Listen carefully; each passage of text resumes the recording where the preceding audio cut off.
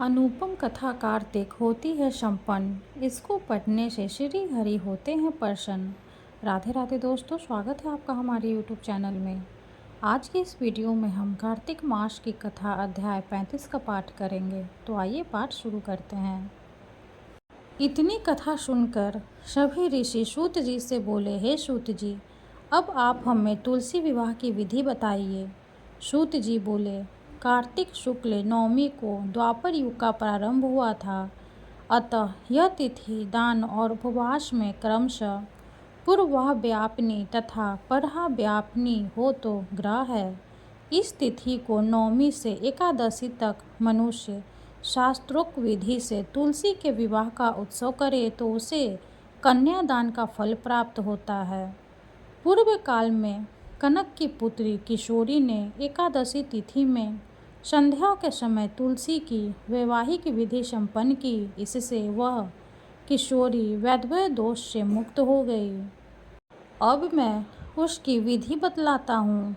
1 तोला सुवर्ण की भगवान विष्णु की सुंदर प्रतिमा तैयार कराएं अथवा अपनी शक्ति के अनुसार आधे या चौथाई तोले की ही प्रतिमा बनवा लें। फिर तुलसी और भगवान विष्णु की प्रतिमा में प्राण प्रतिष्ठा करके षोडशोपचार से पूजा करें। पहले देश काल का स्मरण करके गणेश पूजन करें। फिर पुण्य वाचन कराकर नंदी श्राद्ध करें। तत्पश्चात वेद मंत्रों के उच्चारण और बाजे आदि की ध्वनि के साथ भगवान विष्णु की प्रतिमा को तुलसी जी के निकट लाकर रखें। प्रतिमा को वस्त्रों से आच्छादित करना चाहिए। उस समय भगवान का आवाहन करें, भगवान केशव आइए देव, मैं आपकी पूजा करूंगी, आपकी सेवा में तुलसी को समर्पित करूंगी, आप मेरे संपूर्ण मनोरथों को पूर्ण करें। इस प्रकार आवाहन के पश्चात 3 बार अर्ध पाद और विष्टर का उच्चारण करके इन्हें बारी बारी से भगवान को समर्पित करें। फिर आचमनीय पद का 3 बार उच्चारण करके भगवान को आचमन कराएं। इसके बाद कांस्य के बर्तन में दही, घी और मधु रखकर उसे कांस्य के पात्र से ही ढक दे तथा भगवान को अर्पण करते हुए इस प्रकार कहे, वासुदेव को नमस्कार है। यह मधुपर्क दही, घी तथा शहद के मिश्रण को मधुपर्क कहते हैं, ग्रहण कीजिए। तदंतर हरिद्रा लेपन और अभ्यंग कार्य संपन्न करके गौधूलि की वेला में तुलसी और विष्णु का पृथक पूजन करना चाहिए। दोनों को एक दूसरे के सम्मुख रखकर मंगल पाठ करें। जब भगवान सूर्य कुछ कुछ दिखाई देते हो तब कन्यादान का संकल्प करें।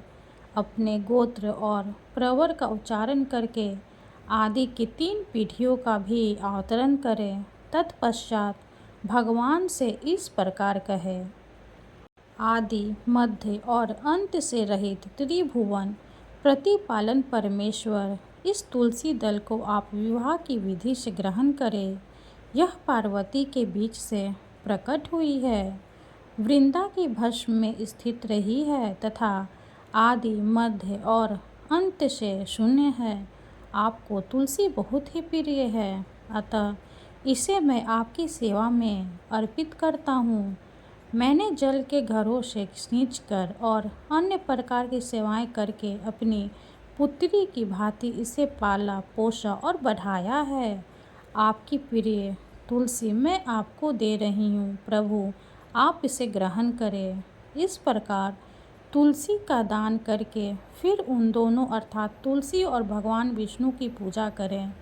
विवाह का उत्सव मनाएं। सुबह होने पर पुनः तुलसी और विष्णु जी का पूजन करें। अग्नि की स्थापना करके उसमें 12 क्षार मंत्र से खीर, घी, मधु और तिल मिश्रित हवनीय द्रव्य की 108 आहुति देकर स्विष्टकृत होम करके पूर्णाहुति दें। आचार्य की पूजा करके होम की शेष विधि पूरी करें।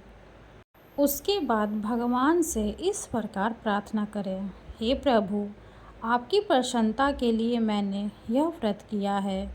जनार्दन, इसमें जो न्यूनता हो वह आपके प्रसाद से पूर्णता को प्राप्त हो जाए। यदि द्वादशी में रेवती का चौथा चरण बीत रहा हो तो उस समय पारण न करे। जो उस समय भी पारण करता है वह अपने व्रत को निष्फल कर देता है। भोजन के पश्चात तुलसी के स्वतः गलकर गिरे हुए पत्तों को खाकर मनुष्य सब पापों से मुक्त हो जाता है। भोजन के अंत में ऊख, आंवला और बेर का फल खा लेने से उचित दोष मिट जाता है। तदंतर भगवान का विसर्जन करते हुए कहे, भगवान आप तुलसी के साथ वैकुंठ धाम में पधारें। प्रभु मेरे द्वारा की हुई पूजा ग्रहण करके आप सदैव संतुष्टि करें। इस प्रकार देवेश्वर विष्णु का विसर्जन करके मूर्ति आदि सब सामग्री आचार्य को अर्पण करे। इससे मनुष्य कृतार्थ हो जाता है। यह विधि सुनकर सूत जी ने ऋषियों से कहा, हे ऋषियों, इस प्रकार जो मनुष्य श्रद्धापूर्वक सत्य, शांति और संतोष को धारण करता है, भगवान विष्णु को तुलसी दल समर्पित करता है, उसके सभी पापों का नाश हो जाता है और वह संसार के सुखों को भोगकर अंत में विष्णु लोक को प्राप्त करता है। हे ऋषिवरों, यह कार्तिक महात्म्य सब रोगों और संपूर्ण पापों का नाश करने वाला है। जो मनुष्य इस महात्म्य को भक्ति पूर्वक पढ़ता है और जो सुनकर धारण करता है, वह सब पापों से मुक्त हो भगवान विष्णु के लोक में जाता है। जिसकी बुद्धि खोटी हो तथा जो श्रद्धा से हीन हो, ऐसे किसी भी मनुष्य को ये महात्म्य नहीं सुनाना चाहिए। इति श्री कार्तिक मास महात्म्य 35वां अध्याय समाप्त हुआ। हरे कृष्णा। वीडियो अगर अच्छी लगी तो लाइक कर दे, चैनल को सब्सक्राइब कर दे। धन्यवाद।